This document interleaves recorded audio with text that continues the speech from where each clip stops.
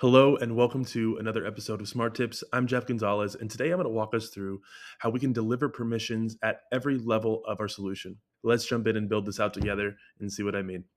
Now, I'm going to go back and forth between two different aliases in this video to show what it looks like from an account administrator solution manager perspective first, and then what it looks like from the lens of an end user who is being granted those permissions. I'm going to start first with the solution level permissions. Now, everything is going to be set as private to me by default when you create your solutions. It's only once you've selected one of these other permission settings that other folks outside of account administrators will have access to your solutions. I'm going to go ahead and click on the advanced permission selection so that we can see all of our permission options we can grant folks as editors, contributors, assignees, commenters, and viewers.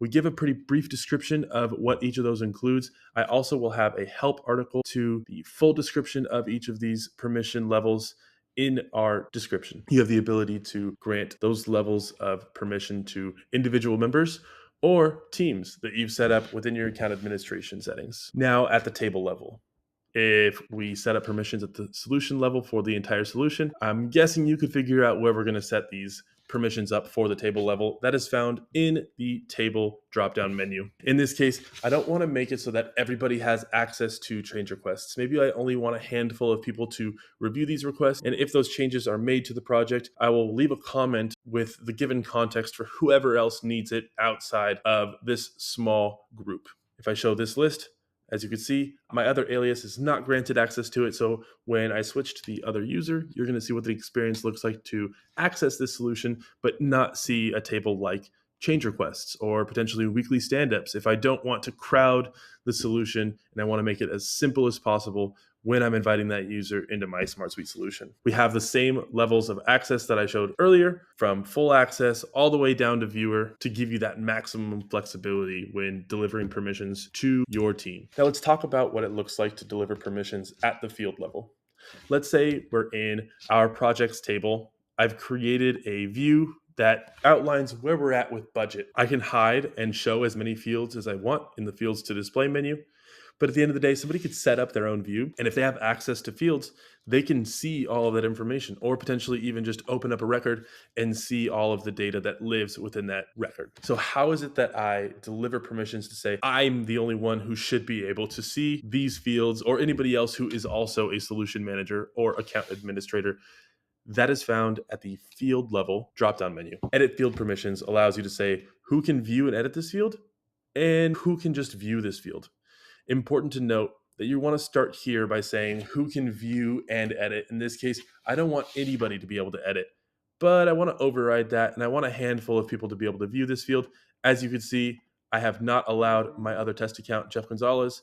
We have the ability to say everyone except a certain person, everyone, selected members or teams, or nobody has access to either view or view and edit.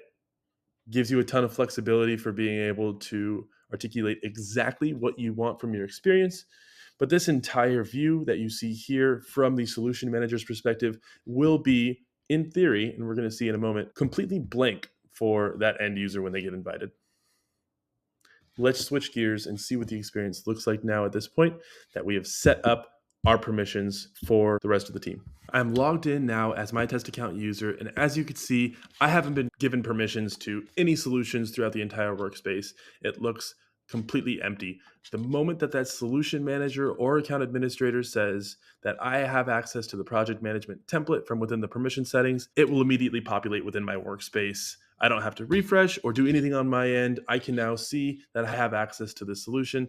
I open it up and I see a very similar experience to what my colleagues can see, except I don't have access to change requests and I'm not seeing any table for weekly stand-ups. I have a very simplified experience because I'm able to focus on only the things that my solution manager has driven me towards, which are my projects, tasks, deliverables, and the staffing table. As you can see, I am in project budgets view within my projects table, and this is a completely blank view for me. I'm not seeing any of the fields related to budgets because I don't need to be concerned with budgets, and leadership doesn't necessarily want me to have access to it. There's a ton of additional things that you could do within permissions as far as the different permission types and what those include, but I wanted you to see at a very high level what this looks like at every level of the product hierarchy: solution, table, and field. If you have any additional questions, again, throw them in the comments below. Chat into us from within your SmartSuite product, found directly here in the bottom right-hand corner. And as always, thanks for watching.